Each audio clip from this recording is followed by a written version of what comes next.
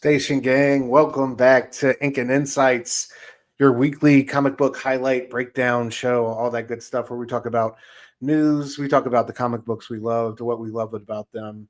I hope everybody's doing well out there in TV land. Thank you for joining us. Episode 41. We're getting close to 50. Ooh, We're gonna have to dude. give away a big stack of money or something, man. We're gonna have to do something special Whoa, for whoa, whoa, whoa, whoa.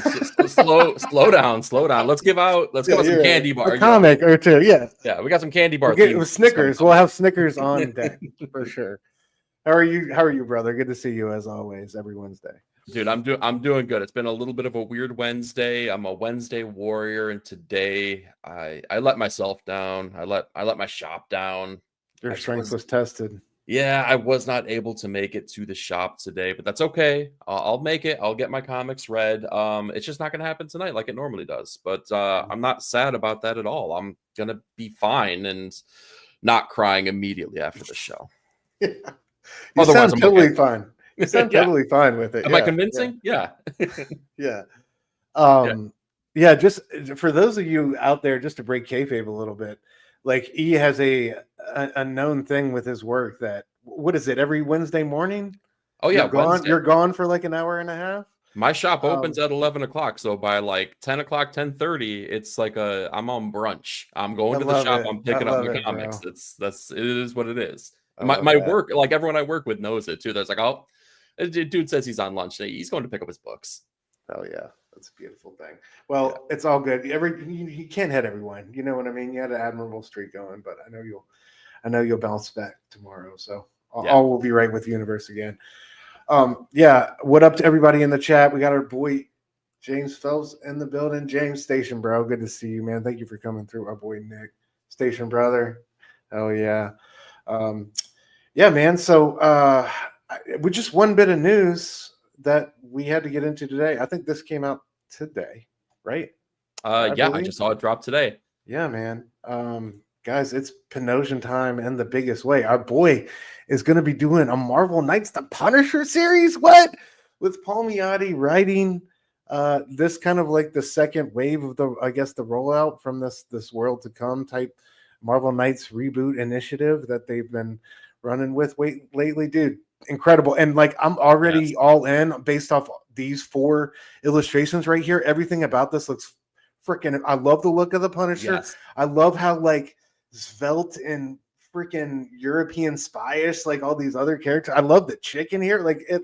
I am so here for this. So yeah, I don't know. Just initial first thoughts, man. My initial thoughts when I saw this is, son of a bitch, he told me this at Heroes and I just didn't know what it was. He told me he was working on a project for Marvel. He couldn't spill the beans. He couldn't say anything. He was just like, keep your eyes open. It's going to be announced soon. I'm doing interiors on a series at Marvel. I'm just like, oh, yes.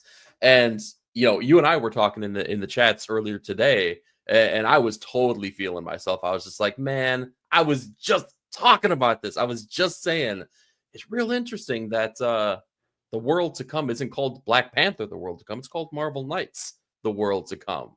Well, what does that mean? What's the deal with that? Why isn't it just shouting out Black Panther? And this is the reason why.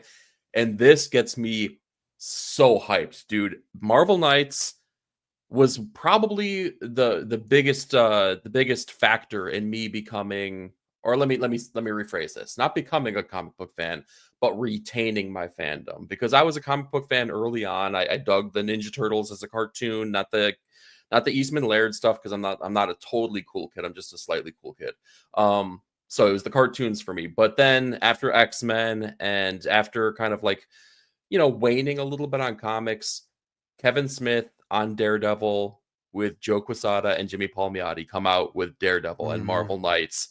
And from there on out, my Daredevil fandom was like totally cemented. My Marvel Comics fandom was cemented. My just comics in general fandom has really been very consistent ever since that time. So I see Marvel Knights, I take it very seriously. You see Dan Panosian and you take him very seriously. You put those two things together, you get some magic. So this is going to be fantastic. Yeah, dude, it's such a great call to with Palmiotti writing. I'm glad he gets another crack at the character, as it were. You know what I mean? But real quick, just to break down, guys. The Worlds to Come expands. One of the other pillars of Marvel Knights enters the fray with the Punisher. Experience one of the most savage comics ever and learn how Frank goes from the killer of killers to the man readers will soon meet in the world to come. So, of course, last month we got Quesada and Priest kicking things off and introducing a bold future of fallen heroes, global upheaval, and torn legacy with a series that was epic in scope, leaving readers eager to dive into even deeper into its rich world building. So this is going to be the spinoff series from World to Come. And Palmiotti said, the secret behind Marvel Knights has always been creative alchemy, the perfect blend of raw talent and fearless storytelling forged by creators who don't flinch when things get intense. Now, years later, under the iconic Marvel Knights banner that Joe Quesada and I created all those years ago, I'm writing a brand new Punisher series that's being lit on fire by one of the industry's most electrifying artists, the incomparable Dan Panosian. This is Frank Castle pushed past his limits into uncharted, brutal territory. Dan and I aren't revisiting a legend; we're detonating it. This Punisher is raw, unapologetic, and full of the type of grit we don't often see anymore in mainstream comics. Panosian promises it's an honor and a privilege to illustrate Jimmy Palmiotti's Marvel Knights return for all diehard Punisher fans. This one is for you. And then Palmiotti added, this Marvel Knights Punisher series isn't just returning, it's getting ready to make everything else look tame. So big the boys here. I love it, though, man. I love it. And just so happy to see Dan get the shot he deserves. Like, you know what I mean? It's like we were talking about with Juan Ferreira on Turtles. It's great to see an artist who's been around, obviously Dan's been along, for quite a while longer than Juan has, but regardless, it's good to see an artist who deserves it get their flowers, who's been doing really consistent, awesome work. So, Heck yeah. I can't wait to. I wish we got a little bit more meat to sink our teeth into, as it were, about what the story's going to be specifically. But still, I'm so excited to see this, and I can't wait to see what Dan's going to do visually. Man, he's just been his reinvention of style and his renaissance here, and in 2024, 2025 has been incredible. So, yeah, absolutely, man. I'm totally stoked for this.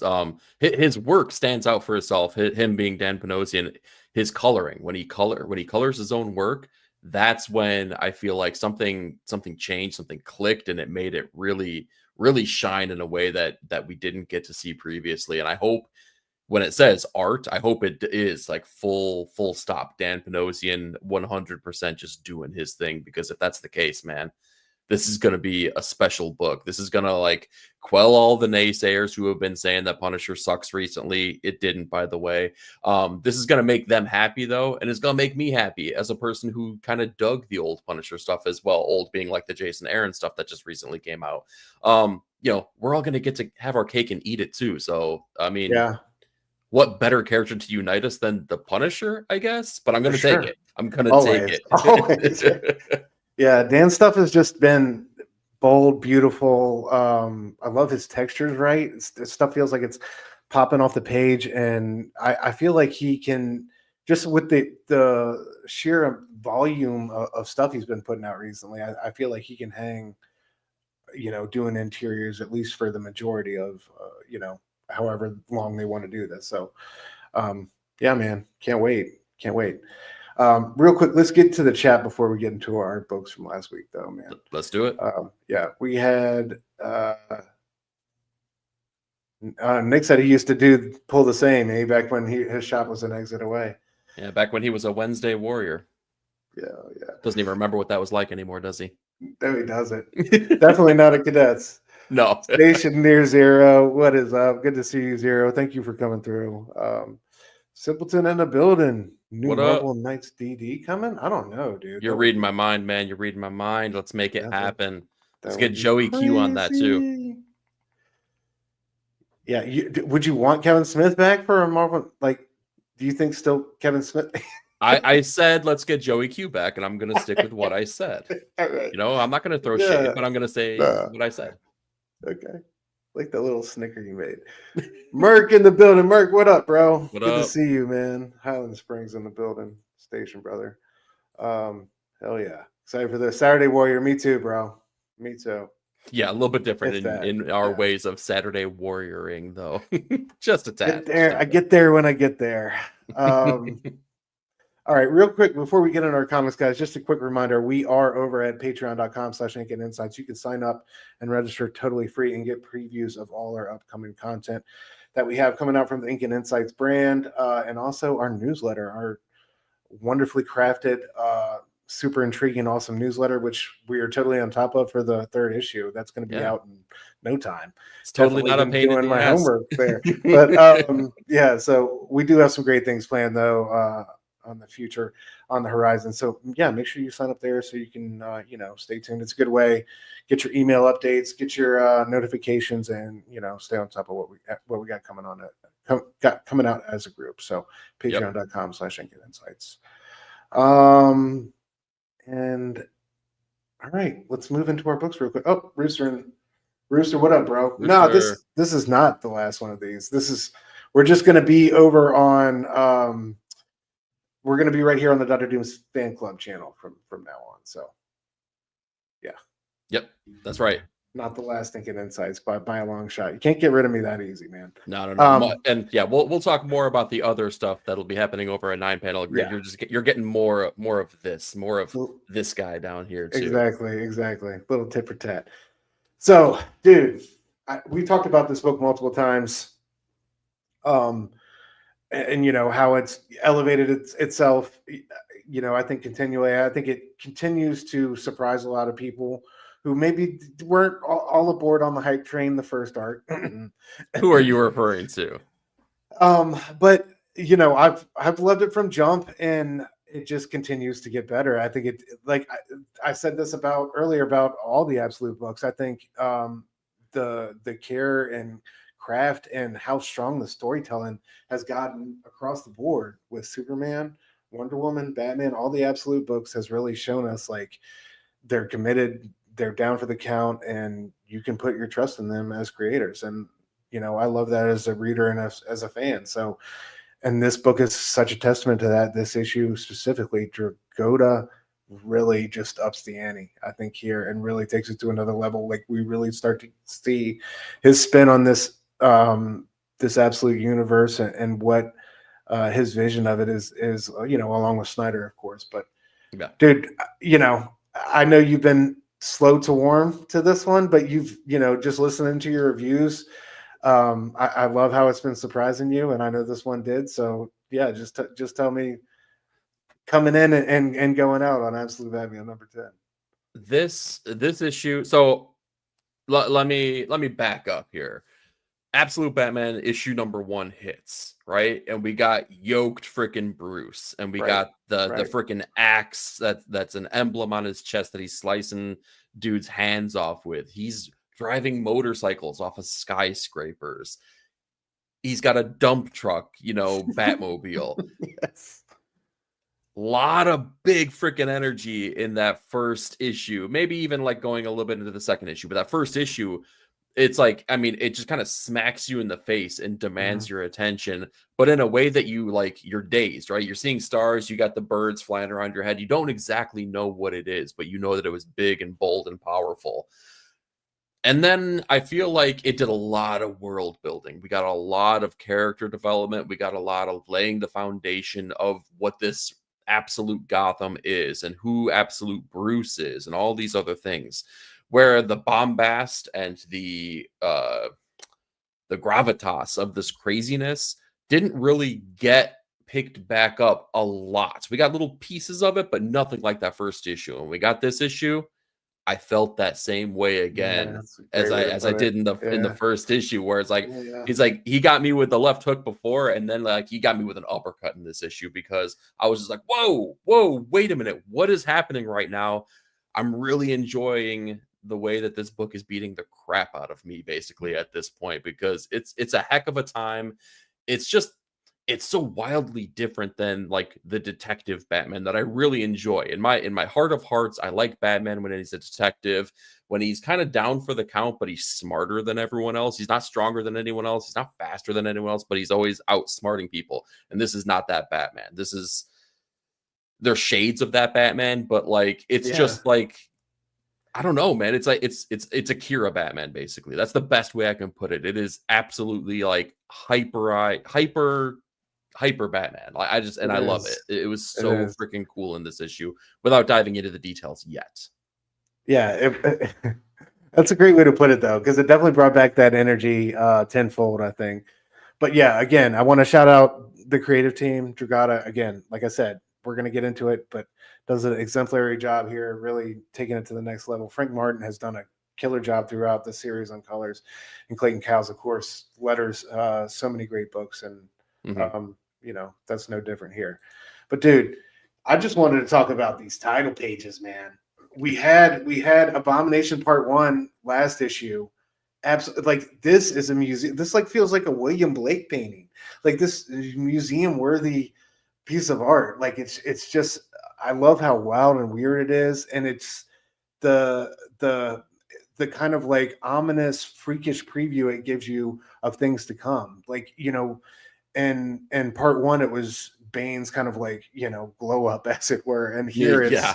it's Croc kind of like gestating and nesting as and Croc, like that's what I loved about kind of the reveal. They did a good job tamping it down and not letting out too much, but you knew Waylon was waiting in the darkness for us somewhere, right? Yeah. And man, did he ever make an entrance here? And like I love how you say the uppercut, because I felt like that uppercut is in the moment, not to jump too far ahead, but when he jumps out and kind of like knocks Bane over and you don't know what's happening, like you're still getting acclimated yourself to like, wait, what is happening? What is this thing? Like, you know what I mean? It's so wonderfully executed. But yeah, dude, like, what have you thought about Dragata's, artwork here recently, just with Bane and like some of these newer absolute characters?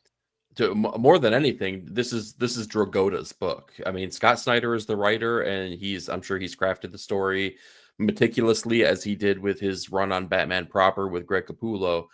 This is Nick Dragota's book. When Nick Dragota's on the book, it shines. It is energetic, it's bold, it's exciting in ways that I cannot say most comics are. It's Dragota that makes this special, man, and that's it's the engine that makes the car run, and I'm here for it, man. Like this, you call out this title page. What a beautiful companion piece to what we got for the Abomination one. I would love to see those back to back.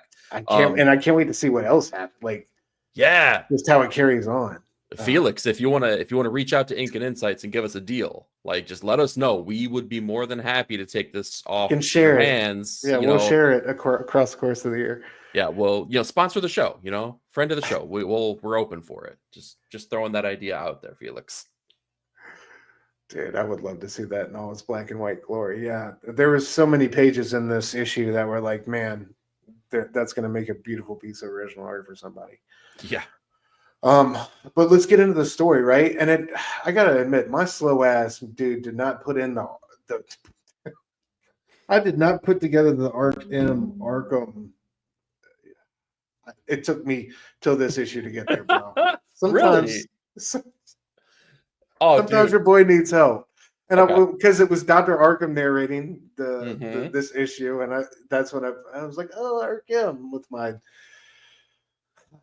Sometimes your boy needs help, but let me make you feel better a little bit. I've stated this before. One of my favorite books of all time is American Gods. And in the very beginning of it, it's all about like the Greek mythos, right? Characters from Greek mythology, and well, actually all mythologies, but particularly Greek mythology is a big part of it.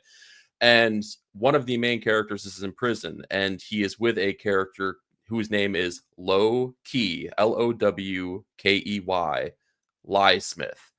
And dude, I did not pick up on the fact that this was Loki, the god of lies, the god of mischief, until like, I don't know, 3/4 of the way through the book. And I threw the book. I was like, I'm an idiot. I can't, like, I'm not suited to read this anymore. Like, what a dunce. What a freaking dunce. So don't feel bad. No, man. Thanks for not judging me. Unlike some people. You know what I mean? It's good to know where your friends are at. He likes even.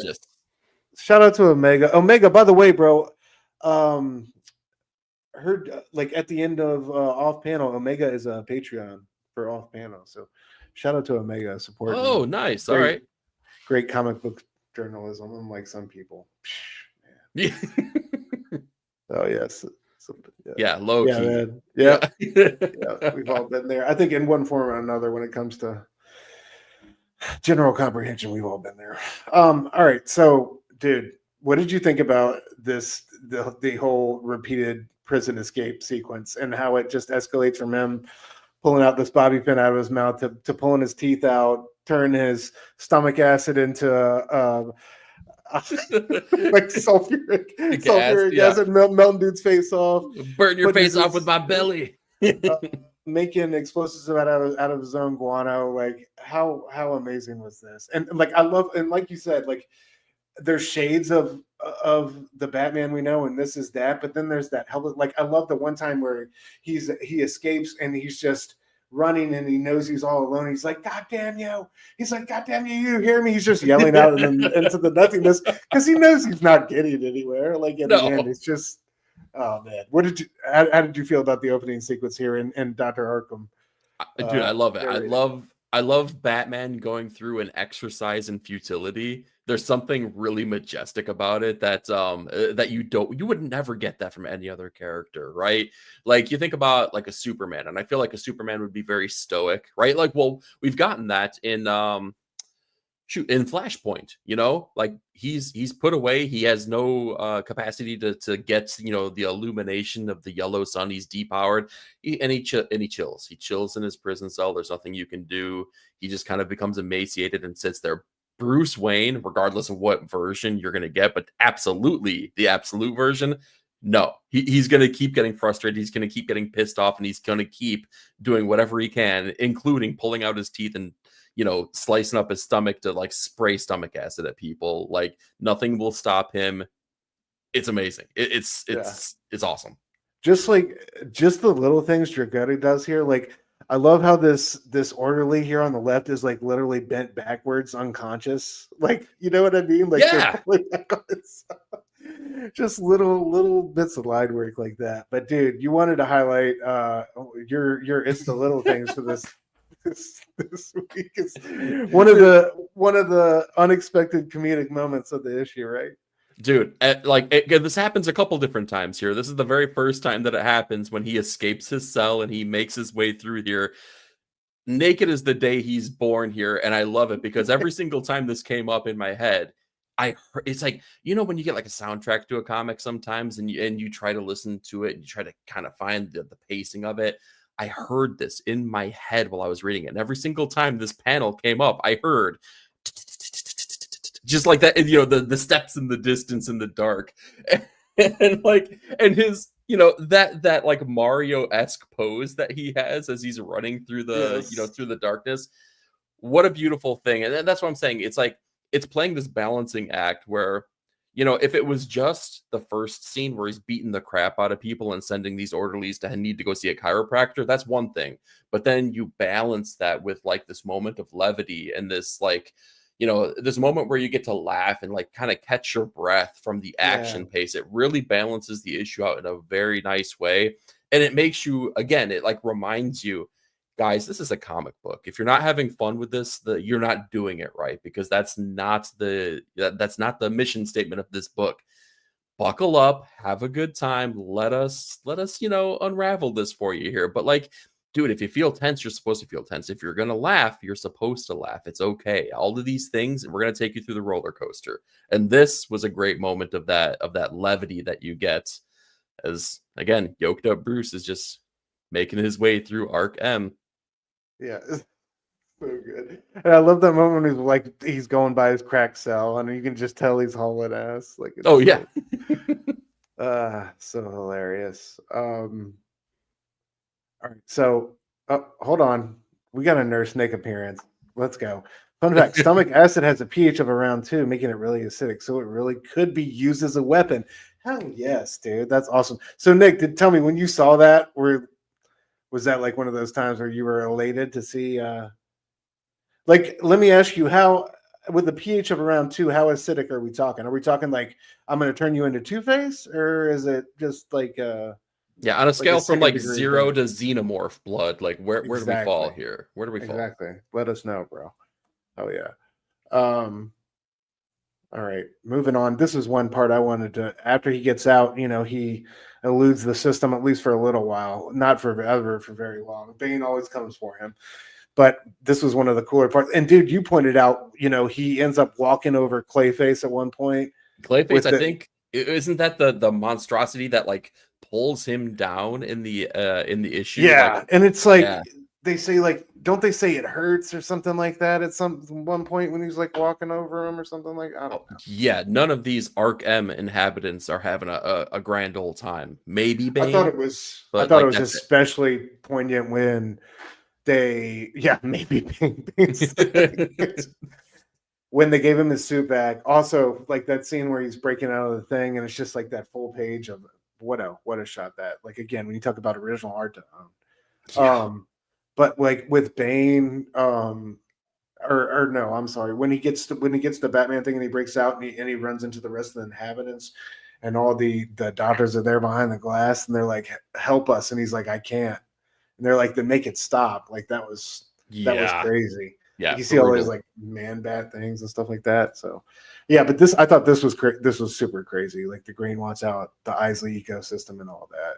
Like I just love the horror vibes in here. I love multiple times we see Bruce with his mouth open without teeth. Here we see it, and again, like later with Killer Croc. Like I just love keeping the little details like that. You know what I mean? Because we know he really did take them out and use them as weapons, and yeah, it's I'd just like to know what the dental care system is in this absolute universe. Do they have universal health care in I got Gotham? I Like, I gotta. mean, It's got to be pretty rough, I would think. yeah, All probably right, here probably we bad. got an update. No, it couldn't burn through a floor or anything, but it will burn tissue given enough time.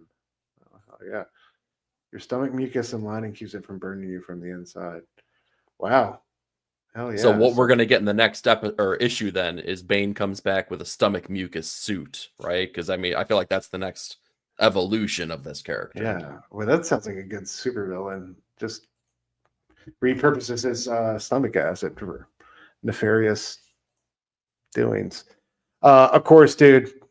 The money shot, Killer Croc's reveal, comes out, smacks Bane, Whew.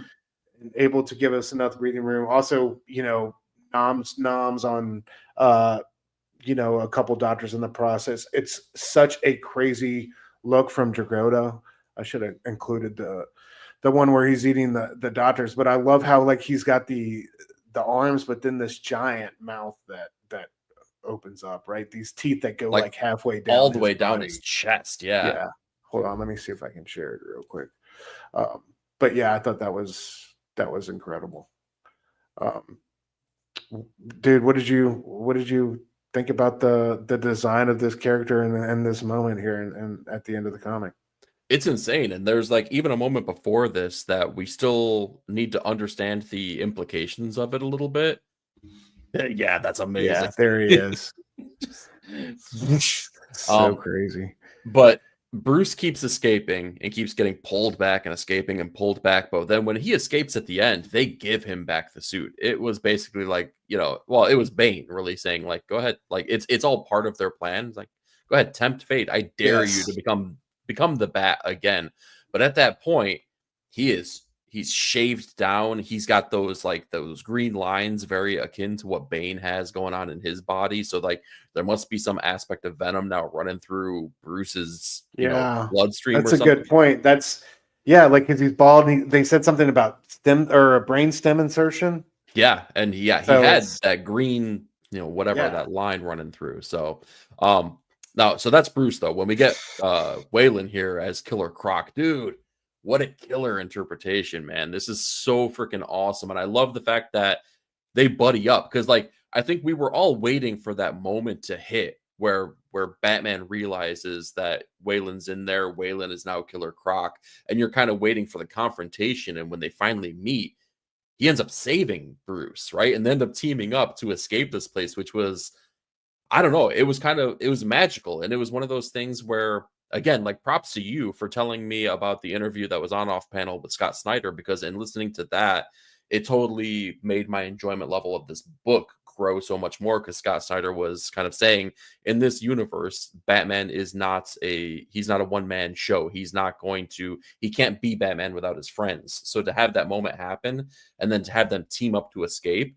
made it way more satisfying than I think it ever would have previously if it was something as simple as, oh, like, Bruce, it was because of your transgressions that you put me here, and then then they duke it out or whatever. This was awesome. I loved it, Yeah. man. What were your thoughts? No, I did too, and I like how Snyder did that great job of showing us Bruce helping Waylon train for that fight as kind of like the backdrop throughout this Yeah. whole issue. You know what I mean? And like how the rest of his friends like thought Waylon was going to get his ass whooped or whatever, and Bruce was like the only one who like truly believed him. Dude, I love like the design on Selena Kyle in here too, like that page where she's like, "You're going to let him get his ass whooped. That's not what a true friend would do. You should let him know, you know, what time it is." But I just love like how sexy and cool Dragota's Selena is, man. Like with the headphones, and I just you know, I don't know. What did you think of what did you think of like her character and all the little they haven't really dived into that whole relationship, but we know they hit scores together and stuff like that back in the day, and that's super badass. I love that. But I don't know. I was enamored with her look. I thought it was dope. Yeah, I'm well, and they came out and they had shown the character design for Catwoman in this universe as well. That's gonna be super sick. I can't wait for that to happen, especially knowing that they're both kicking it like Huel from Breaking Bad, laying down on beds made of money, right? So yeah, I can't wait to see how that relationship, if it still even exists, grows, matures, changes. Especially knowing again the nature of this book is like, not just pedal to the metal. I mean, like you're pushing the pedal through the floorboard. So whatever is going to happen is going to happen in a big, bold way. So yeah, I'm here for it. I'm excited. Same, dude. Same. But yeah, I just loved the the one-on-one, the face-to-face with him, like Waylon's black eyes, and grabbing him by the neck, and you having to turn the page, and then you get this as Yes. your next shot. You're like, oh damn, is he about to kill him? Nah, what? And then it's like Bane finishes that quote, and he's like, how about here's one for you. Go shove it up your ass, Batman circa now, or some shit like Yeah. that.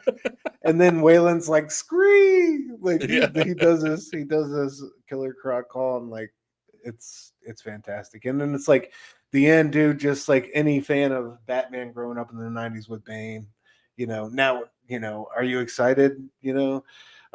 Project Prime or whatever she calls him. He's like, yeah, because now I get to really break him. It's like, that just Yeah. takes you back to Nightfall and the essence of these two's relationship. And it's like, and like you said, dude, what did that operation do to our boy? Like, fuck. And like Waylon's like this, it's like nothing is ever going to be the same again. So it's harrowing that he got out and was able to get his friend. That's what he went in there for, but he paid a heavy, heavy price for it.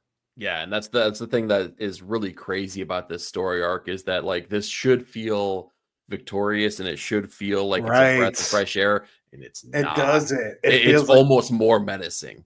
exactly like these two barely got like those two looking like that got out of there by the skin of their teeth, like literally. It's like, Yep. yeesh. Well, some of their teeth, some of them Yeah, are still back exactly. in Bruce's cell. So Yeah. But incredible reveal, incredible issue. Man, just a great book. So shout out to all involved. Um, yes, hell yeah. Absolute bad Catwoman. I can't wait for that. Do we know who the creative team is going to be on that? Has that already been announced? I'm just I don't think it's a well, I don't think it's a book yet. I think the character is going to be a bigger oh, we're just talking player. about the okay, I got you. Yeah, Burn. Yeah. Burn, what up? Bruno. I thought we were getting like another wave here. All right, man, moving on. Two indies, two image books for the rest of the evening. Tin Can Society finally returned. Well, did it return? It just returned, more or less. With we're getting to the conclusion of our story. We got our big reveal, our big shocking revelation that the main character, who spoilers, guys, who we thought was long gone, is still alive. And we find out kind of in this issue the whole backstory of why he did what he did, and lied to this group of childhood friends that he's had that are thick as thieves. So yeah, it was. Dude, I've loved this series from the start. I think it's incredibly well written. I love the characterizations here. Um, this group of friends, I think this could easily translate like to the big screen and like a really Yeah. compelling, intriguing story that could serve a lot of audiences. It's like I shared that video on Instagram today of like the people at the theaters, and they were going through all the movie posters, and everything is a recycled IP or an idea, or you know what I mean. And it's Yeah, that's like true. It is. there's so many great original properties or original things going on. I think especially in comic books where so many stories get or so many movies get pulled from. Like I wish they would look at stuff like this. And I know Peter Warren has history as a screenwriter, but this feels like very like good to go as far as translation to the big screen. So but it's been an incredible story about this group of friends, one of whom was had a disease that caused him mobility issues, and was a genius, and basically built himself a suit and other technology that changed the world to overcome that. Basically turned himself into an Iron Man type superhero, and was trying to do good and everything, but his company got into the wrong hands, and the wrong people wanted the wrong things, and basically he got betrayed, and he knew his own death was coming. We found out he kind of set up his own death, as it were, to avoid obviously dying, and everything that he had built going into the wrong hands permanently. He wanted to be able to work behind the scenes to try to prevent things from going really bad. So this kind of shows us that our hero has returned after being thought dead this entire time, and all his friends kind of reckoning with that return, and wondering where he's been. So thoughts on the series up to this point, bro? And again, Remender is helping with the story, but Peter Warren is writing this, and we got Francesco Mobili doing an excellent job on artwork. Chris Chuckery on colors, and Jackie Marzan on. Well, and I don't even think that Rick Remender, he was early on in the series. I think he was helping lay out like kind of like the path for Peter Warren, but Mhm. his name has been missing from the credits for the last couple issues. So I don't know, I don't know where they were in that process, and I don't know about his level of involvement, but I do think it's very telling that we only see Peter Warren nowadays and not Rick Remender in the credits. So I say that to say shout out to Peter Warren, because I'm still enjoying this to the same magnitude that I did with issues 1, 2, 3, so on and so forth. I was really worried about this one though, because we all have been speaking very highly of this series in the past. And I say that because we had a pretty big hiatus. Issue number 6, and I was looking over my other monitor here, issue 6 came out in March. So we had, and that was early March. So we had basically the entirety of March, April, May, June, and basically, most of July too. We're at the midpoint. We had 5 months between here, and I'm like, man, am I going to remember what happened in this book? Am I going to know these characters and what's going on? Am I going to pick up on the story beats? Yes. Yes, I will. Absolutely. It did such a great job of picking you up exactly where you left off, explaining kind of where we're at, who the players were, the bombastic nature of the cliffhanger ending, which I feel like this series has done a stupendous job with for each and every issue, giving you that cliffhanger where you're like, I know where you're going. I know what you, oh crap, you didn't Yeah. do it. You didn't do that thing. You went Nah. this way. The suit, like the end one, the I forget what issue it was. I think like 2 issues ago, where the suit got opened up and there was a baby inside. Nobody Yeah, was like, ready for that one. yeah, who saw that coming? Nobody. Peter Yeah. Warren, that's it. Yeah.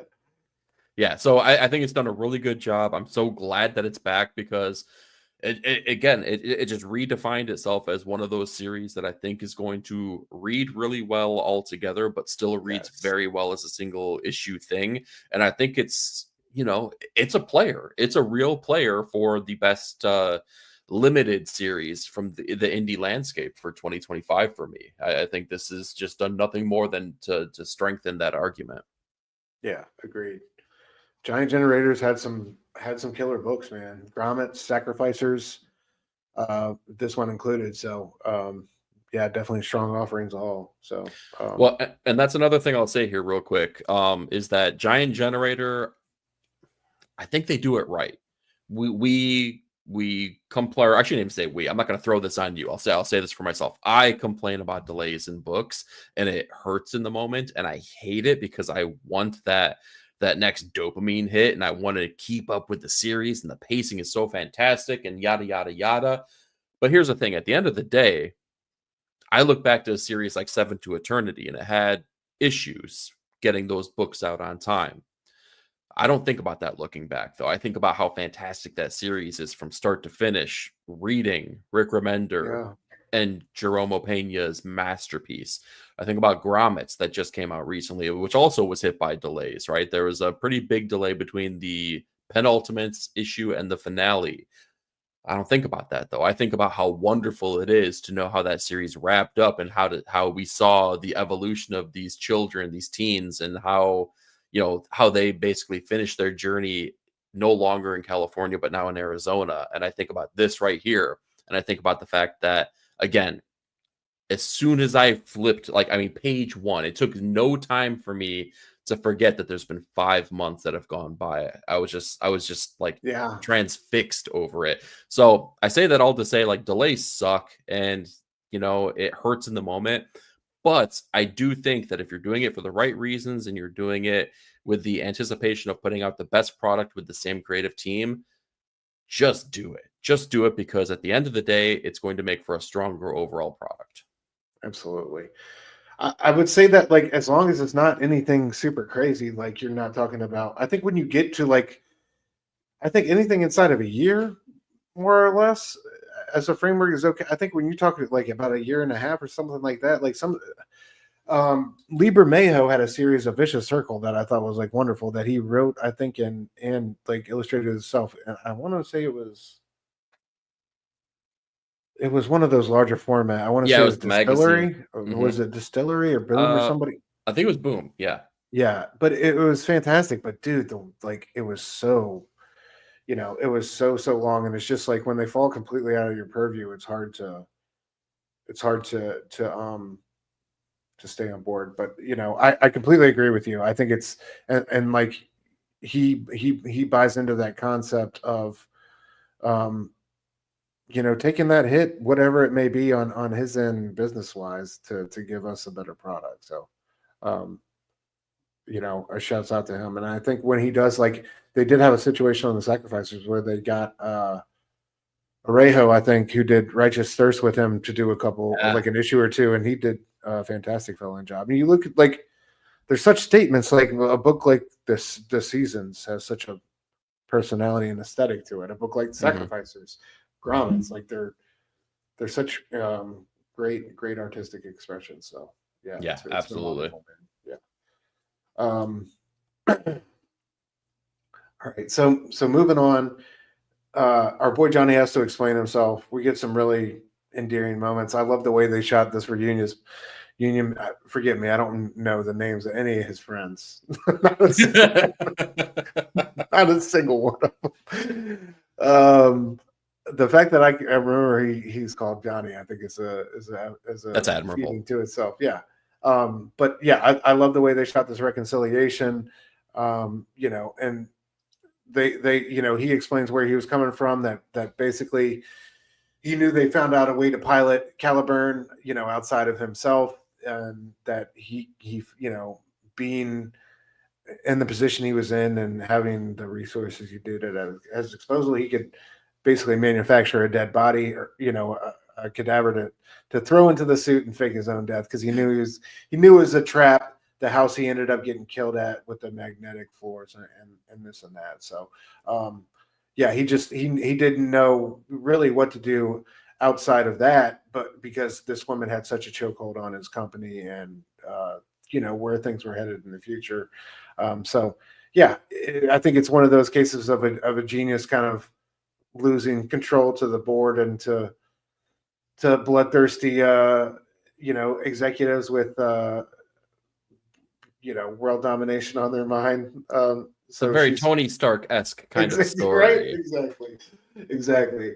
But nonetheless, he's got one bad idea to address this. She's got a super version of the suit that she's selling to the highest bidder on a an oil rig out in international waters that's free from, I guess, any type of prying eyes or prosecution or what have you. And his idea is to get all the friends to suit up. I love.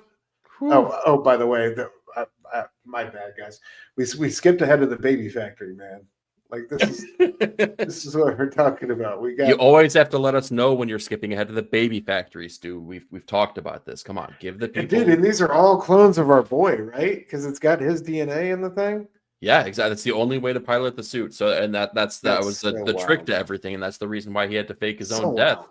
Yeah, it's pretty crazy. It's wild. It was wild seeing the ones to open up with the baby, and then kind of walking through the paces of finding out that our main character did actually father a child with this person.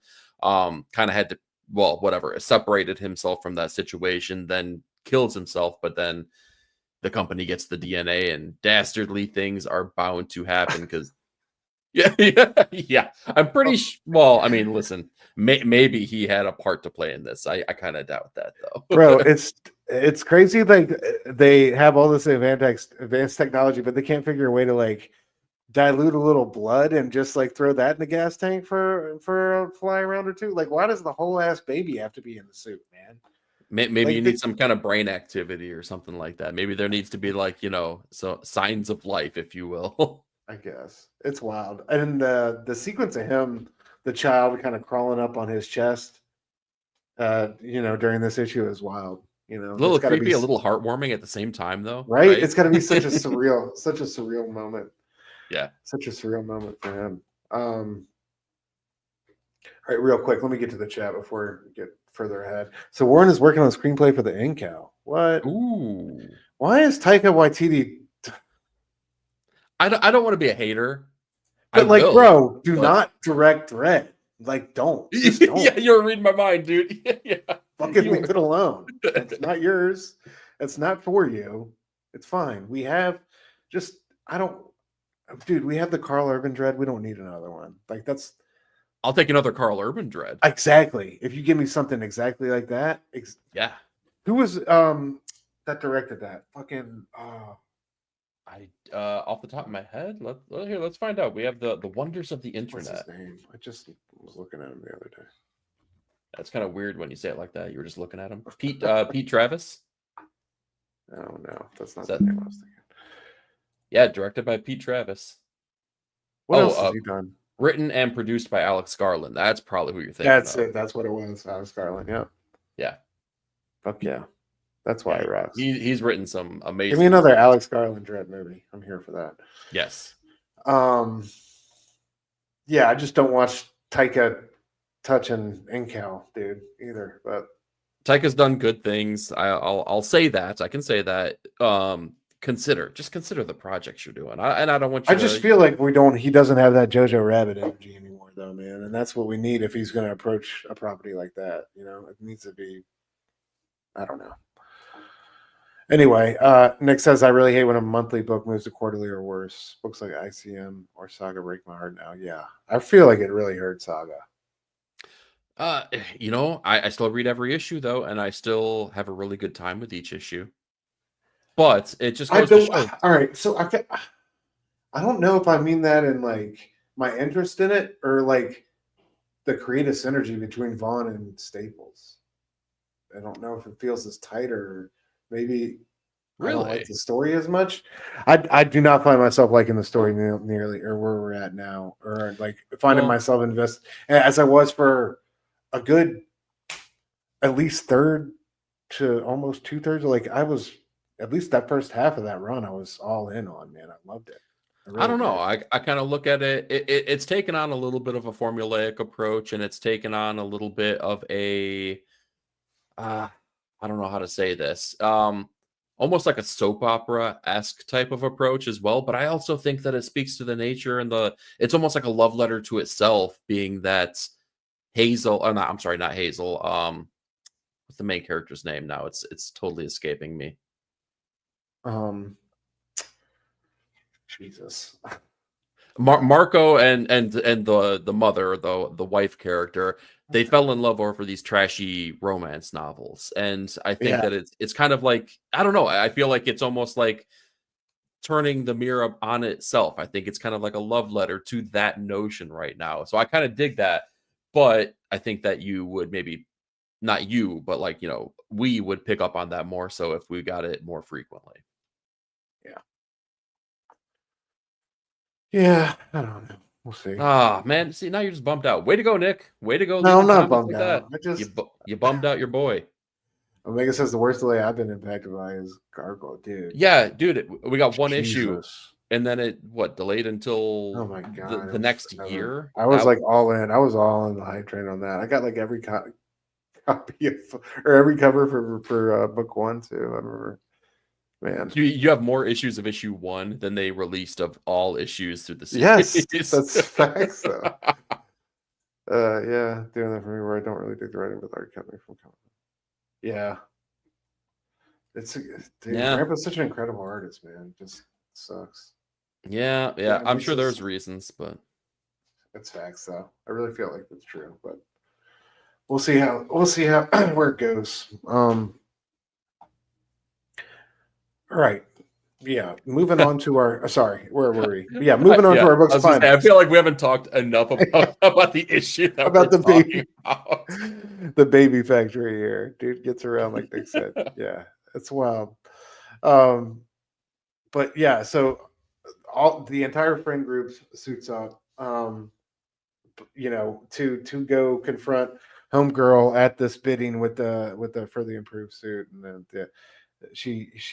they detect the yacht coming in, and she sends a suit after it to give everybody there a demonstration of the product on sale. So, what do you think about the ending, dude? I think what do we have one issue left? Two issues left? We have let's see here. Sorry, give me a second. You're good. I got it. 2 issues left. We have Okay. issue 8, which comes out. Oh, dang. Okay, Oh we got another no. delay on our hands here. Issue Oh 8 comes no. out in September. Issue 9 comes out in October. Okay, that's not too bad. Yeah, no, we'll blink our eyes and we'll be there. Yeah. Yeah. As long as we can stick to that roughly, we'll be okay. Yeah, exactly. In regard to the ending of this, I think it's awesome. I think that a lot of our comparisons have been that we got like big Stephen King vibes from this book, Yes. or from the series, I should say. A lot of us compared it to Stand By Me. A lot of us compared it Oh yeah. to It, and I feel like this is the end of It. This is the friend group going back into the sewers to confront Pennywise, right? To finally take ownership over the fear that they have in their lives. And that's, you can see that by them suiting up and getting ready. Like they all had motivations and inklings and conspiracies over the fact that maybe they were the ones that killed their friend, and none of them did, and now they're kind of back together. They've kind of rekindled everything. What a great moment, man. But now they got, to make that Iron Man comparison, now they got, the Crimson Dynamo coming for their asses, and it's not going to be good. No, it's not. So yeah, they pick up the warning, and then the next thing we see is the ship being exploded. So obviously, nice little cliffhanger there. There is a cool little shot of the radar, and you see the one big speck for the Crimson Dynamo, and then you see like 7 little specks on the Yeah. radar. So it lets you know 7 somethings are airborne, at least, or the radar's picking them up. So yeah, I can't wait to see where the fight takes us in the next 2 issues. But yeah, Well, definitely check this one out if you guys aren't. You yeah, got knowing this time now series. to Go ahead. catch I'm up. sorry. No, I was just going to say, if it's September and October, you got time to read it and catch up and enjoy the wait with the rest of us. Exactly. Yeah. But knowing this series and how they've zigged where everyone thinks they're going to zag, I feel like we're going to open up issue number 8 and they're going to be like, oh, that boat that was blowing up was really just a snow globe and that they were shaking it. And these characters never existed. And by the way, there's like this, that, and the other that you had no idea was going on. And we're going to be like, oh, okay, let's figure out where to go now. Damn it. The babies might not even exist for all we know. The babies got babies. What? The babies? It's the babies of the babies on the ship. Yeah. Uh-oh. We're coming for Raphael tonight, man. Oh, yeah. boy. All right. Get on it, Raphael. Yeah, come on, We Grandpa. want our books. Dude, they went so hard for Gargoyle though. Do you remember the book like had trailers? Oh yeah, Like yeah. it had like super cool animated things he did, and like Yeah, and that's why like it sucks because we don't know the background story about this stuff. We have no idea what may have caused this, if there's any kind of all external things that were totally out of people's control. Because like I mean, they definitely wouldn't have solicited this without a book like that no. without And I think thinking like that things would sometimes line up. artists get caught up in the hype like the rest of us and probably overpromise or over deliver or like, yeah, I'll definitely have that done by this. You know what I mean? It doesn't Oh always yeah, I could think that. of Mark Silvestri, Rob Liefeld, Jim Valentino, Eric Larson, Jim Lee. Todd stayed on schedule here, but yeah, they definitely set a certain precedent in the '90s that can still be felt today. There's a great story of Jay Lee on Inhumans Marvel Knights time. I think it was like this oral history of Marvel Knights thing I read one time, and he was talking about he couldn't get his pages done or in time because the copy machine or the fax machine, or he was in like rural Virginia and he couldn't get it sent out or whatever. And Nancy DeKejian, Joe Quesada's, I guess, soon to be wife and the editor at the time, went and surprised his ass out there one day just to like to check on. Said she like walked into his house and there's like a functioning fax machine or scanner or something like sitting right there, and that he had just been bullshitting about.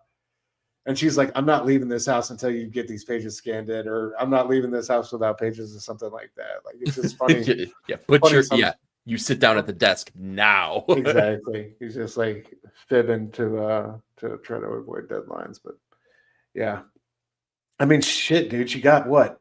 12 issues out of Jay Lee? That's pretty unheard of.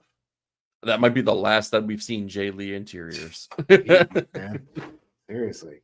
All right, our last book of the evening, Redcoat number 13. Bro, why don't you introduce this one, man? You've been such a huge fan and proponent of this book since day one. Yes, I love Redcoat, man. Redcoat number 13, written by Jeff Johns with artwork by Brian Hitch, colors by Brad Anderson, and letters by Rob Lee. The kind of the team, particularly Brad Anderson and Rob Lee, that I believe do all of the Ghost Machine stuff that's Yeah. out there right now, if not the vast majority of it. So kudos for them kind of making this cohesive thing, this universe, right, or multitude of universes at this point. So Redcoat has been awesome, and it starts off with something you and I were talking about this backstage, where I had asked you, like, did you know that this was a wraparound cover when you picked this up? Because I didn't, and as soon as I got that and I saw that, I was like, damn, man, like what a killer cover, what a killer composition. It just wraps up and kind of spells out everything that's going to be happening within the last couple issues here, and that kind of like finalizes with this issue here. Really, really killer cover on this one. But we're kind of wrapping up the storyline where Simon has met the Northerner. They know that there is another time traveling individual in this time, in this place here where they're kind of in the Civil War era, that is hell-bent on making sure that the South wins.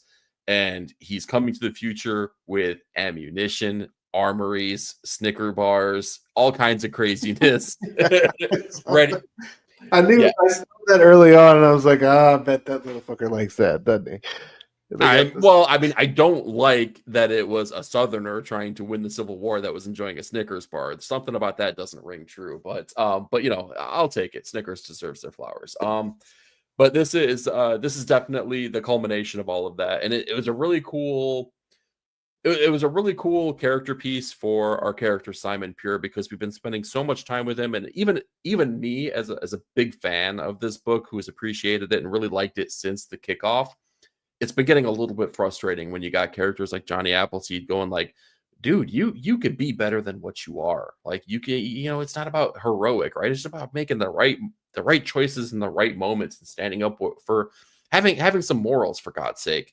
And then you got Annie Oakley basically saying the same thing. And then you got this character saying this, and then you got that character. And I'm like, all right, Simon, like we can keep doing this song and dance, but it's going to get old. And finally, it feels like he came to that same revelation as well, when the Northerner, he tells him, like, basically, I can't trust you. I'm from the future, you idiot. I know exactly how things play out, and I know how much of an F up you are. So, like, no, I'm not going to have you come along with me. Like, you go take the girl, right? I'll go Yeah. save the day because that's what I do and that's what you do. And I think that finally triggered something in him to be like, man, screw this. Like, it doesn't need to be that way. It doesn't have to work out these ways. It's time for me to be, a person of action, a person who is going to, you know, have a vested interest in the country, which is keeping him alive. So it was really cool seeing that change in the character and seeing, things finally pick up and seeing like the character motivation finally cemented within this book. Also, man, this issue, I don't want to jump ahead too much, but I definitely could. This is going to be a hallmark issue. This is where things, not only for Redcoat, Yeah. but for the unnamed universe, freaking explode. And I think that we've had like maybe one of those moments in the past year, but I don't think it's been anything to the scope of what we got right here.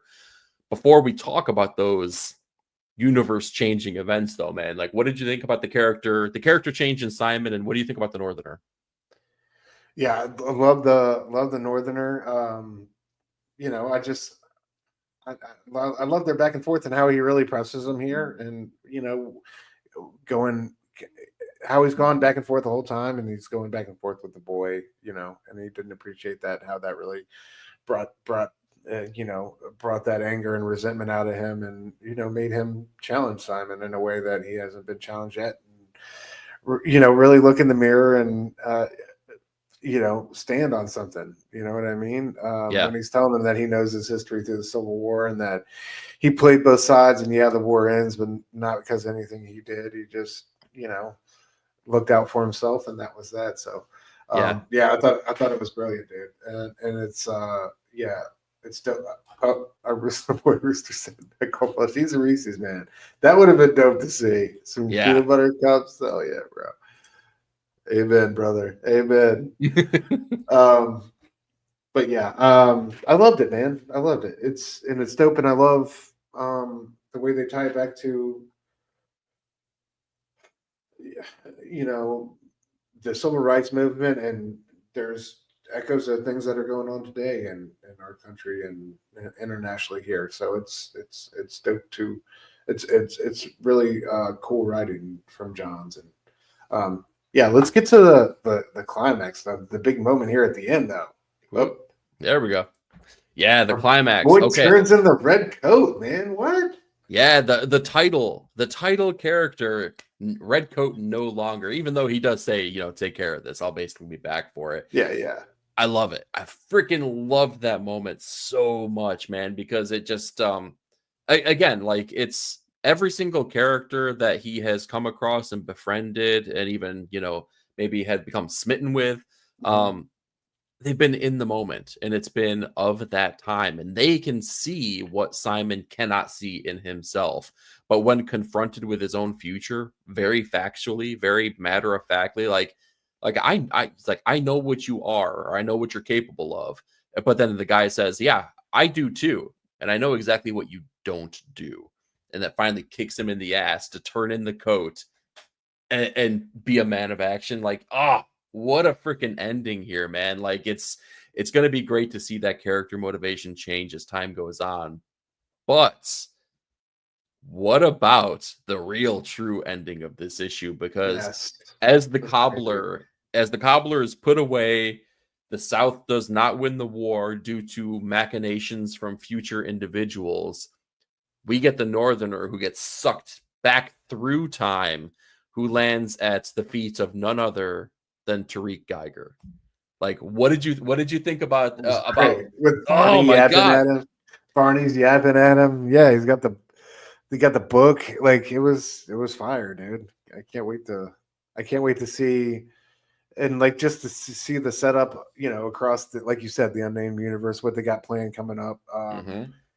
And Geiger, and like the little bits too, where like when he's getting pulled through and he's like, a bit of like these little bits of light hit me, and I see Washington D.C. that makes me shiver. I see a metal man staring back at me talking about Junkyard Joe. Joe. Yeah. I can't wait for Junkyard Joe to get in this. Like the way they've already blended Joe and Geiger has been seamless and brilliant. So I can't Yep. wait to see. I can't wait to see these other layers get pulled in, and it's just been they've done a great job cooking this one, man. You know what I mean? They had it on slow and simmer, and it's really paying off for them now.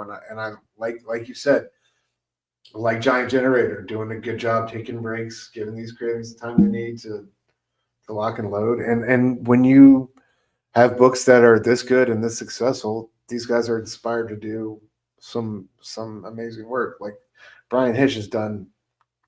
Is he English, by the way? Like the way he's doing these, like he should be doing these like American landscape, like some of these like double page spreads he's done of like here on the battlefield or moments in American history or like the civil rights spread here, of America where the Confederacy wins.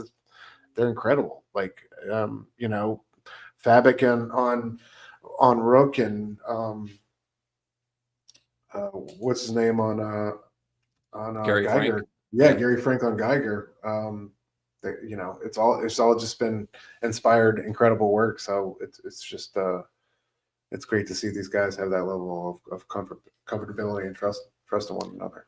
Well, and it's really cool as well because like I'm a nerd for like the little things in books, and some of those little things are like maps. If you throw a map in not just a comic book, but like a book, like ooh, you got me. You got me hook, line, and sinker. Like the words could be like stupidity from start to finish, but you throw a map in there, I'm along for the ride. And when we have the timeline in the back of these issues every single time, like I remember opening issue 1 of a lot of these and going like, who the hell is the Northerner? What, like, and oh crap, like this meets up with Geiger sometime in the future. When are we gonna get there?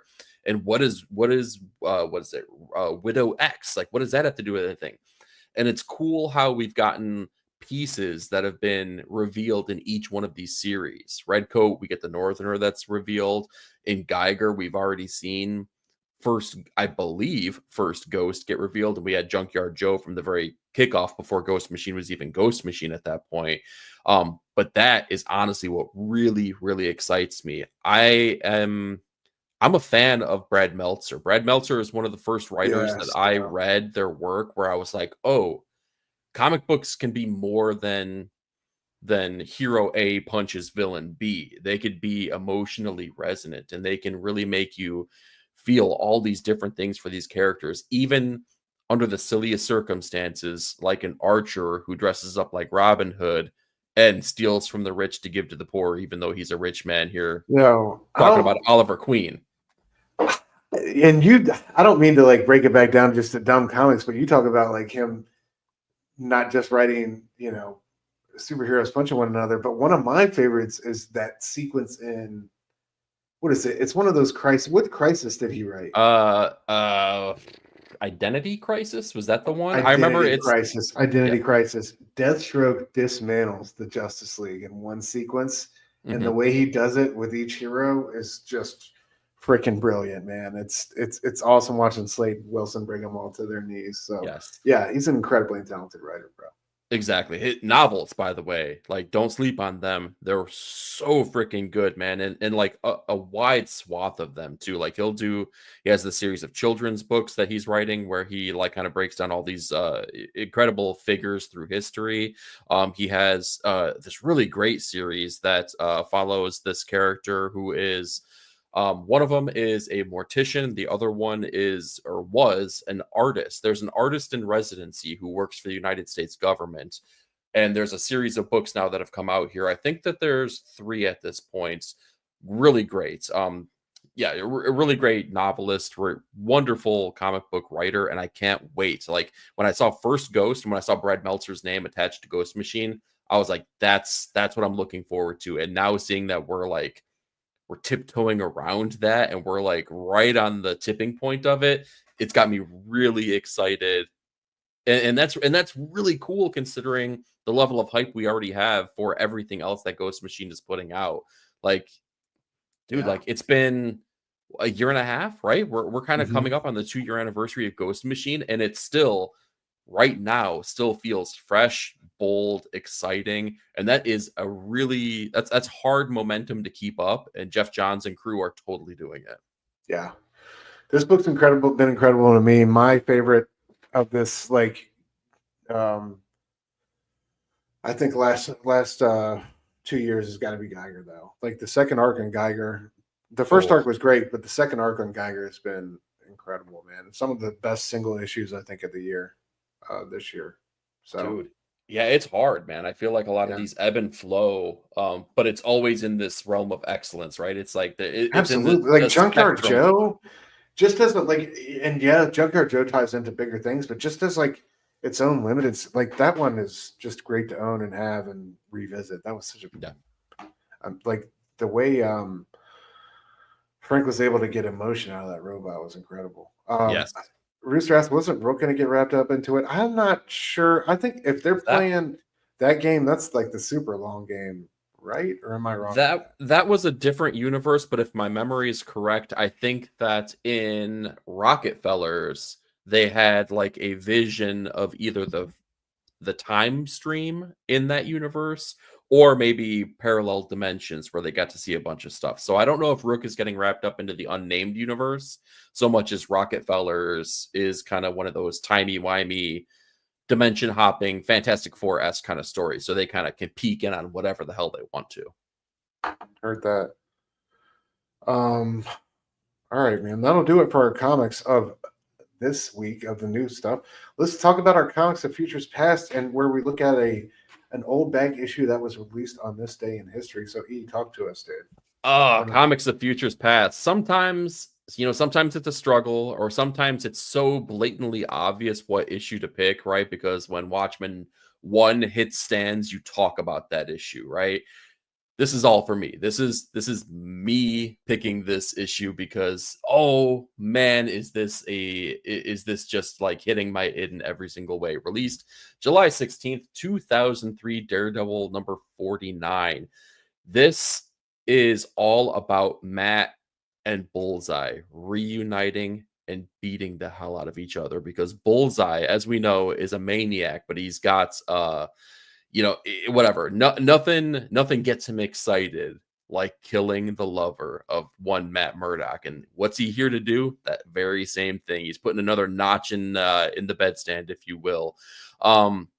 This is all about Matt kind of redeeming himself, though, in a huge way. And this is coming out at the same time that the Ben Affleck Daredevil movie comes out. So we know every single time one of those movies came out, Spider-Man comes out all of a sudden in ASM. He's in a cocoon and he comes out with his organic web shooters, right?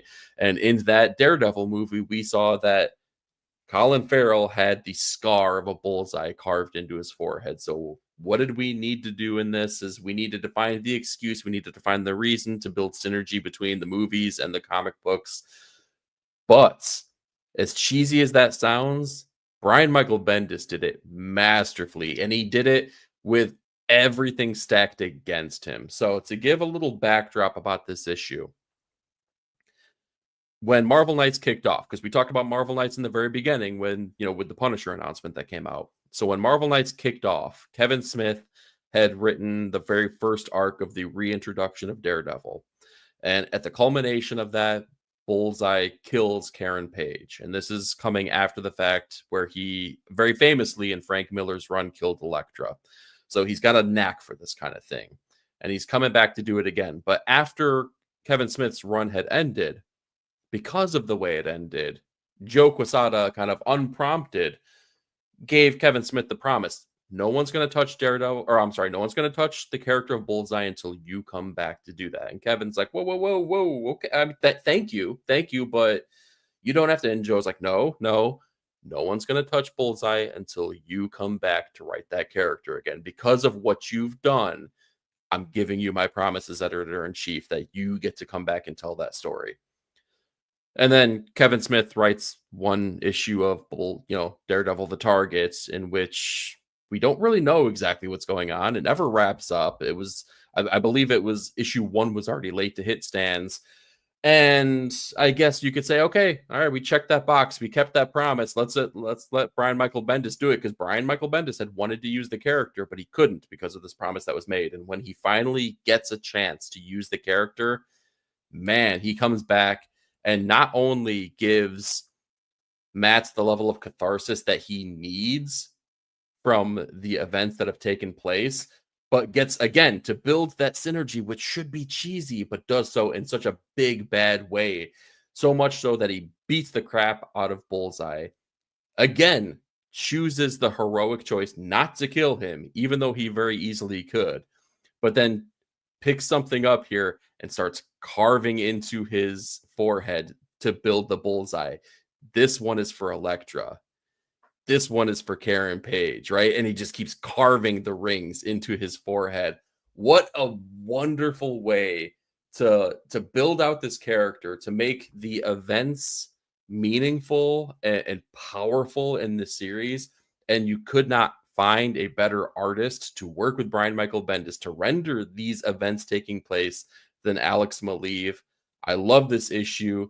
It was redemptive. It was Matt not righting the wrongs of the past, because there's nothing he could have done in either one of those moments, and he tried his hardest, but this is him being victorious for once, saving the person he's with, right? Even though he was kind of a dick and using her as base, like we can all agree on that. But in that same vein, he finds peace in the events that have happened in the past here, and finds a little bit of redemption for himself by doing what he does in Bullseye, and basically gives him a little bit of, he kind of turns his namesake upon itself and kind of gives him a scarlet letter, if you will. So Comics of Futures Past, Daredevil issue number 49. I would recommend the entire run of Brian Michael Bendis's time with the character of Daredevil. I think it is all stupendous from start to finish here. This is definitely a hallmark issue, though, and one to keep your eyes open for. So that is Comics of Futures Past. Great choice, dude. Yeah, I read this issue because I saw you had it featured, and it was the scene where Bullseye comes out of the darkness was. Hold on, let me share it real quick. I think I still have it. While you're looking up here, to answer Omega's question here, yes, we're talking about Silent Bob, Kevin Smith here. Don't let that shy you away, though, from his original Daredevil run. Really cool. It's really, really cool. A little bit cheesy and comic booky, but totally worthwhile. Yeah, dude, but I just love, just beautiful work by Maleev here. Yes. Gritty, textured. And then the and Christmas comes early, he says, "A blind girl? Is that what this is? Is that right?" I mean, he said, this is very exciting. It's just so insidious the way he talks to her. You know what I mean? I never got to spend the time and savor the flavor with the other two. Like, oh my God. It's so crazy. It's very creepy. Yeah. Yeah. But I went down the rabbit hole and read like a bunch of issues, and the all the way to the David Mack Echo stuff, which is incredible, man. Yes. People really feels like they dropped the ball with the character on Disney Plus after reading those, but I think it started okay. It started strong. Some things they got right, but the whole heritage thing, I felt like they could have done a whole different. Yeah, the mystic Native American trope. It felt it felt in bad taste. Yeah. Yeah. All right, man. Let's get to our covers. Let you go first. There's some killer covers out there. I'm going to start off my picks with Sean Crystal's interpretation of the one and only absolute Batman here. Sean Crystal of Ink Pulp fame. If you're not subbed up, check out them on YouTube. Great podcast interview style with him, Mateo Scalera, and Jim Mafood. His color work is fantastic. I'm a big fan of his artwork, and I'm loving the fact that he's been kind of showcased in comics a little bit more than he has recently. So keep pumping those out because they are awesome looking. Next up, we have this incredible variant cover. I'm not reading G.I. Joe anymore. I got to play some catch up on it here, but I love the play. I'm a sucker for playing card kind of usage, right, in comic book lore and comic book visuals. So I really liked the variant cover that we get to see on here as CoverGirl takes on Baroness in G.I. Joe. Dude, did you read Ghost Pepper? I did not. Ooh, Ghost Pepper's fun, man. Ghost Pepper, I'm not going to say it's going to change your life. I had a lot of fun with it. So, Ghost Pepper is done by an individual named Ludo Lullaby. And Ludo was the person who took over for artistic duties on Battle Chasers very recently when it just came back for Joe Mad. So it's only right to have Joe Mad do a variant cover for this new book, Nice. Ghost Pepper, that feels like it could live right there in the Battle Chasers type world, where it's got this steampunk technology but fantastical kind of aspect to it. It's a really, really fun book here. So Stu and everyone in the chat here, if you haven't read it, definitely go check this out. And plus, man, it's Joe Mad on a cover. Like, oh man, like that gives me those early 2000s vibes here that I've come around to appreciate even more so later on in life. And I believe this is my last one. Unbelievable. Javier Rodriguez putting in the work, doing a fantastic rendition of Big Barda here for the variant cover of New Gods. I mean, what more can I say about Javier Rodriguez? Wonderful composition, great color work. Just a classic feel to all of the things that he draws while keeping it modern, fresh, and exciting.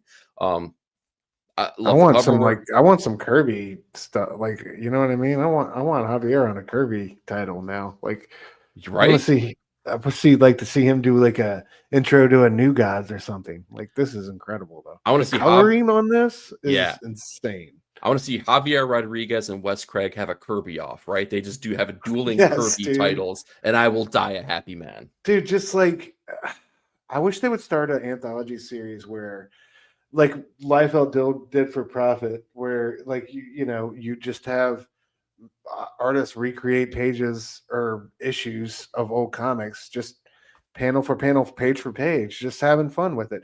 Like, just ask them to, hey, pick out a page from your favorite comic and recreate it, and publish one of those, every now and then. I don't know. I think that would be so much fun and a great way for us to share the love of the medium and these books we love. Yeah, you're not going to hear a fight out of me. I think that's a fantastic idea. So let's make that happen. All the publishers out there, Marvel, DC, Rob Liefeld, everyone, all of you. Great covers, bro. Oh, yeah. Thank you. All right. Starting off with me, Frank Quietly, doing the flowy. We're doing flowy Batman and Robin on top of the gargoyle. What's not to love? I would love to see Frank on interiors, but I'm sure he's getting paid a boatload of money for these variants, so I'm not even mad at that. It's the little things for the week is the texture he was able to achieve on this gargoyle is ridiculous. Like, look at that. Absolutely incredible. The shading, the lighting, just unbelievable, man. He's one of the best. I love his line work. His stuff feels so alive sometimes in the weirdest way. It's just uncanny. That's a incredible great choice, artist. Dude. Like one of my favorite series of all time is still Batman and Robin after Bruce Wayne had passed away and Dick Grayson took on the mantle and became Batman to Damian's Robin. It's like one of my favorite things of all time. It's so weird. Like the villains in that, the whole setup, it was just like, oh, Professor Pig? Yeah. Yes, wild. it was what? it was in their ballpark, both of their ballparks completely, and it was just beautiful. Moving on, more Batman, man. Junie Ba. I just love this cover. It was so fun with Robin above these two crooks doing like the pointy Batman ears and casting the shadow and spooking them. It was just fantastic, man. Plus made me think about that Boy Wonder series that Junie just did. That was wonderful. And Junie's just one of my favorite creators out here doing it in the comic book game. So highly recommend Monkey Meat, the summer batch if you guys are interested in some of his stuff. And definitely the Boy Wonder if you're a Batman fan and want to read a great take on Damian Wayne and really like all the Bat family, all the sidekicks. It's an incredible book. So heck yeah. Yeah. Had to shout out Junie. Dude, another week, another Jorge Fornes Nightwing cover. Like, this is just incredible, man. I love the noirish feel to it, the lettering, the shadows on Nightwing, just the boldness of the blue. It's incredible. Like, guy has such a beautiful eye for composition, and I love, like you said, man, we need to see him on the interiors. Like, Another one of our campaigns. Let's get Jorge on some interiors. That's not Tom King. We love you, Tom, but Well, and they're totally different flavors too, right? Like where Javier Rodriguez is kind of like the Wizard of Oz, right? Colorful and bold and vibrant. Jorge Fornes is like Taxi Driver. Like they're totally different like styles, but still equally brilliant in their own way. so true. That's so true. I love that comparison.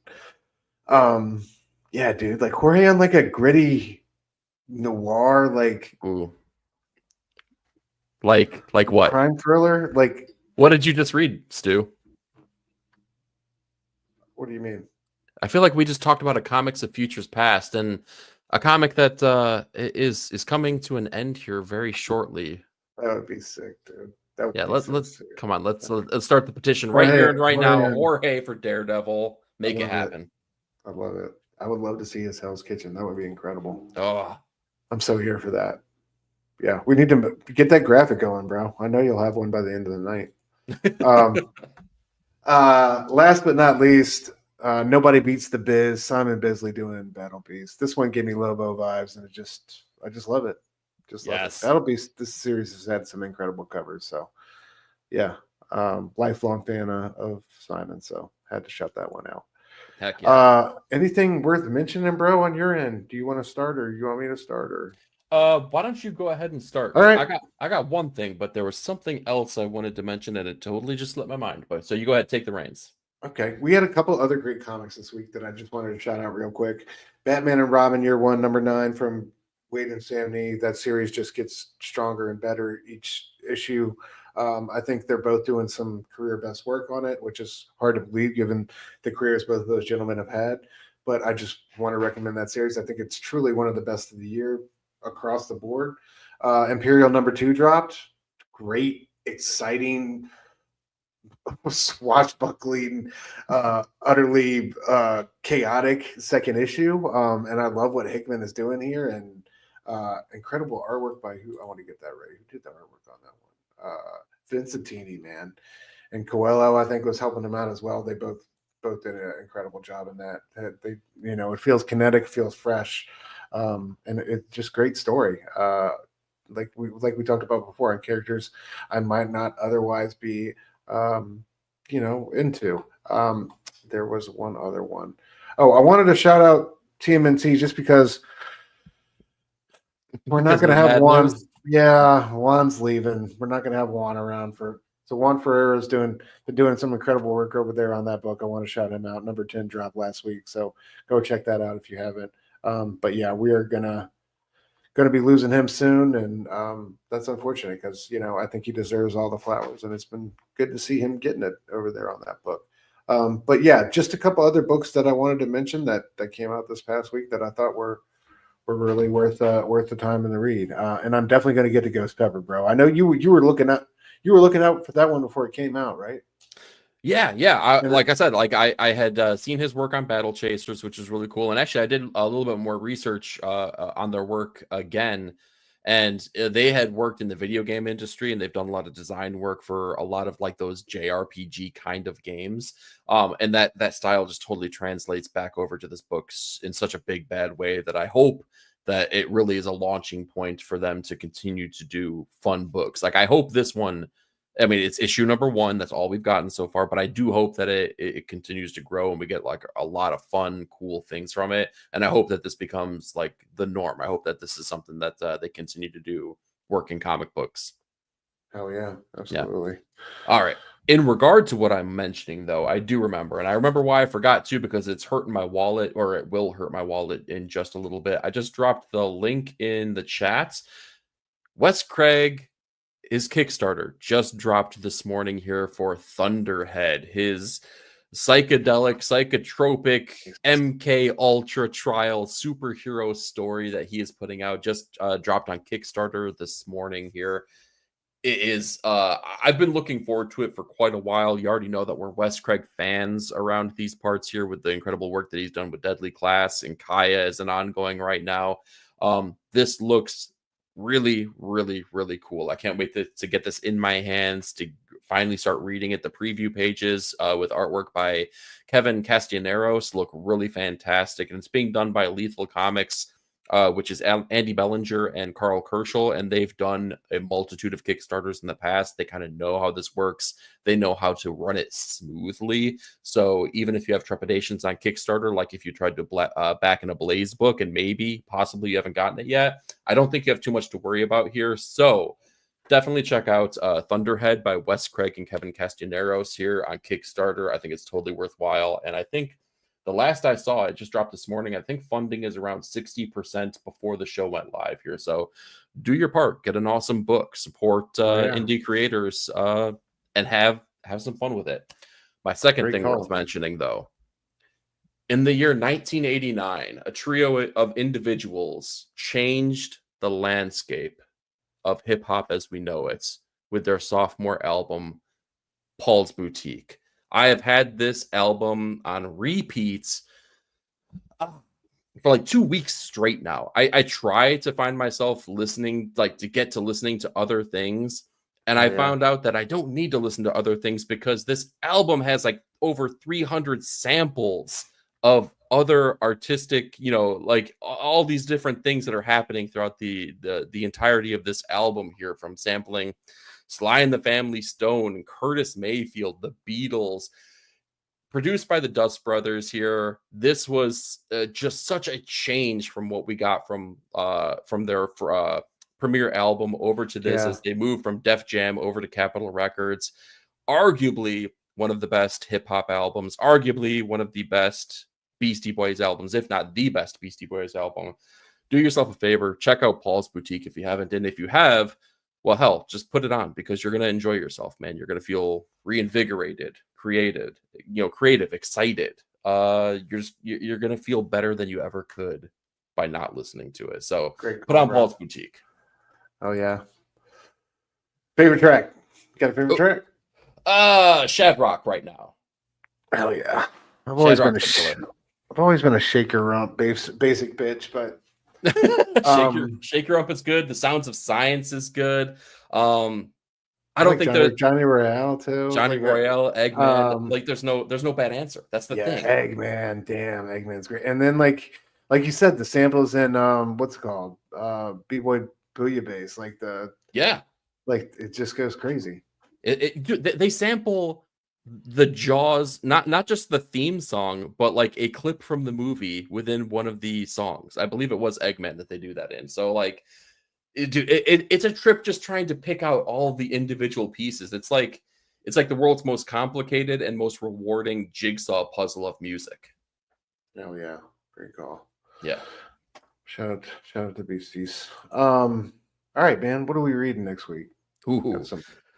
Man, see, I would have had some of these read already, but of course, no, your boy failed at being a Wednesday warrior here. We talked about Redcoat, though. I'm incredibly excited for Geiger. I want to see what this means, because at the end of Redcoat, it already hyped up this issue of Geiger, knowing that the Northerner is there, that the things are going to be popping off with all these different properties. I think that's even just for the solo issues and the solo storyline of Tariq Geiger, I think this is going to be a really fun issue. Knowing that we have all those other interconnected pieces is going to make it even better, though. Kaya is Kaya. Do you need us to say anything more? It's one of the best series that's out there right now. Again, by the creator Wes Craig, who I was already just talking about for Thunderhead. Ice Cream Man. Like, we're getting different anthology series, but nobody seems to do it just the same way that Ice Cream Man does. You could argue maybe Dennis Camp with Assorted Crisis Events. I think we need more time to see if that has the legs that Ice Cream Man does. So I don't want to put the cart before the horse on that one. So those are the ones I'm really looking forward to. My sleeper, though, is The Voice Said Kill. I'm a Simon Spurrier fan. I really, really enjoy their writing. So I want to see what he could do with a Louisiana crime drama. Yeah, Ice Cream Man looks like another one of those corporate-based. I think it's gonna be right up your alley, bud. It might. Yeah, Absolute Wonder Woman #10. That cover looks so wild. Like the color work on that is nuts.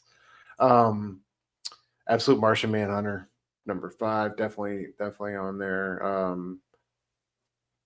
What else, man? Void, definitely gonna read Void. Exquisite Corpse is gonna check out. I I think I gotta catch up on 2 actually. Now that I think about it, Geiger number 6 or 16. I'm sorry, just like you said. That can't wait to see where that all goes.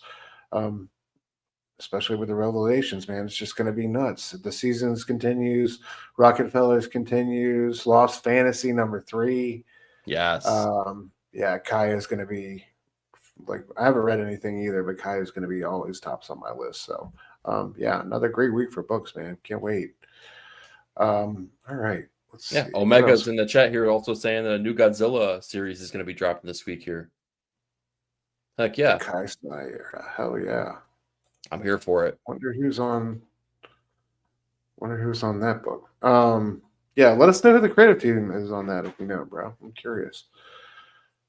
Yeah. Oh, Hey. IDW. Hold on, here it is. All right, so Tim Seeley's writing. Hell yeah, Okay. I love Tim. And Nicola, I'm not even going to pronounce that. Try it. Come on. No. Come on. Do it. CLZMESIJA. Was there only one vowel in that? CLZMESIJA. Yeah, I don't even know how to start to pronounce that. So Okay. I take it all back. I think you made the right decision. It's definitely it seems Eastern European, but I've never heard of him. But yeah, this one hopefully IDW can get a win with this one. Godzilla is definitely a good property to have right now. Definitely. Heck yeah. Super popular with what was it called? -1. Man, -1 was so good. Oh, I'm so ready for the sequel, dude. That movie was fantastic. Same. Yes. Fucking loved it. -1 sick. Yeah. All right. Tell them what we got coming out, man. This is going to be starting, first Tuesday in August? First Tuesday in August here. Speaking of things that I'm excited for, that I cannot wait for, don't believe the rumors. Ink and Insights is here to stay. And not only is Ink and Insights here to stay, we're branching out. We're building upon the brand, the foundation that is Ink and Insights, starting on August 2nd, I believe. The first Tuesday in August. What is that? I take that back. August 5th. I'm bad at calendars right now. August 5th. Make sure that you're over on 9-panel grid for the beginning, the premiere episode of Notes from the Editors, where I will be joined by Stu here, where we take a break from the weekly comic book grind and the weekly comic book talk, where we get to kind of just pontificate on whatever topics we happen to want to talk about that week here. And we're kicking off with our Mount Rushmore of comic book creators. Not only are we going to talk about that, but we absolutely anticipate that you join in on the conversation. Let us know who your Mount Rushmore is and why they're on your Mount Rushmore here. It's easier said than done, let me tell you, because there's a lot of creators out there, a lot of fantastic books here, and you only get to pick 4. It's tough. It's real tough here, but we're up to the challenge here, so make sure you check it out here. First Tuesday in August, Notes from the Editors, the first branching out of Ink and Insights. Oh yeah, I can't wait, dude. And like you said, man, we encourage all you guys to show up and be part of the conversation. We love y'all's insights and what you have to say here in the chat. So I can't wait to see, what some of y'all have for your top 4. It's like he said, man, I've been trying to put my list together and wrap my head around this, and it's really tough. I feel like a couple of mine might be on there already, but I don't know. It's the ocean is vast and the fish are plenty. So yeah, I can't wait to have some epic conversations. We wanted to do something where we could kind of split up our content, have one show focused on new comic books and one show more on evergreen subjects that aren't really tied to comics of the week and stuff like that. So we thought this was a good way to kind of split content and do 2 shows and have it on each of our channels. So yeah, we can't wait for y'all to come through and be a part of the show with us every Tuesday night. So check us on August 5th, 9 p.m. Eastern over on 9-panel grid. Also, make sure that you're signed up for the Patreon here, because if you want to get clued in on what the topics are going to be before they actually drop right here on the YouTubes, you're going to find out right over there here. So if you're looking to do the homework along with us and choose, for instance, who is on your Mount Rushmore here or what the other future topics might be, make sure you're over there, man. We're going to give you all the insight. We're going to give you all the knowledge that you might need, and we're looking for you to reciprocate, bring it on back to the show here. So we're excited. We're prepared. We're ready to rock and roll with it. So, oh, yeah. Rooster's already on it. So much criteria, dude. You don't know which way to go. Man. Yeah. Oh yeah, Kirby's a big one. It's hard not to have Jack on the list if you're a Marvel fan. So we'll I'm see. keeping it. I'm We'll keeping it see. tight-lipped. Oh yeah, can't wait. All right, real quick, dude. You talk about Also, this incredible conversation you guys had last night, dude. This was a dude, great job. so over on One Collection Down last night, I had the pleasure of joining Fable of One Collection Down, Verno from Blood Splatter Chatter, and Robbie from Pop Culture Philosophers, as we got to bring Action Fest to a close for One Collection Down's channel here. We got to talk about the Quentin Tarantino written, Tony Scott directed masterpiece that was True Romance. It is a wild movie. I would argue that it was an even better conversation, though. So make sure that you go check out our boy One Collection Down here for his great, I honestly, very, very great movie reviews that he's been putting out over there here. Really proud of the dude. Really proud to be invited over there to be part of it as well here. So check that out. That just dropped yesterday, so catch the replay. Yeah, it really was a great conversation about a great film. So you guys make sure you check that out. Fable doing killer things over there. Heck yeah. Yeah, just over the past week since I've seen you guys last, dropped 2 videos on the channel covering for Surrounded by Short Boxes, where I cover the back issues that I love so much. A Righteous Thirst for Vengeance, Rick Remender and Andre Lima Arejo's classic, low dialogue, very sleekly written action thriller classic. Covered that one on Friday, and then just yesterday dropped Fantastic Four Full Circle covering Alex Ross's love letter to Jack Kirby. So check those both out. Have content coming every week for you guys when it comes to Surrounded by Short Boxes, and of course Ink and Insights every week. I will be on Blood Splatter Chatter with Verno and Link tomorrow night, 9 p.m. Eastern, talking Peeping Tom. This movie blew me away, dude. I'd never seen it before. Yeah, quite a film. And says a lot of things and says them eloquently. So I can't wait to have a discussion about this. So y'all head over to Blood Splatter Chatter tomorrow night if you're so inclined to watch great horror reviews. And then other than that, man, Friday night, all new, all different, Blaine Fable and his Amazing Friends show, like we just said, on One Collection Down, doing bags, boards, and badass women. We'll have Lady Fantastic with us. So can't wait to hang out with the community, talk all the pop culture news and notes, and rants and recommendations, all that good stuff. So check us out, One Collection Down, Friday night, 9 p.m. Eastern. Omega says more Rick Remender. He may, and dude, he's heading that way. When you talk about writers of this generation, jeez. I mean, yeah, Hard not keep to. it close to the vents, Omega. Come on, don't give away your secrets yet. We got a couple weeks to wait here still here, but I'm excited to see what your other picks are. Man, Rick is a beast. Oh yeah. Anything else you want to say to the people before we get out of here, man? No, just had a blast. Thank you guys so much here for everyone that's been in the chat with us tonight. You've been amazing here. For everyone that's watching the rewind, we appreciate you. We have a blast doing the show each and every week here. That is largely due to every single one of you that join us here. So thank you. Yeah, absolutely. I echo all that. Thanks to everybody that showed up. Hope you guys are having a great week, and hope you have another great one until we see you next Wednesday, 9:30 p.m. Eastern. Until then, station, y'all.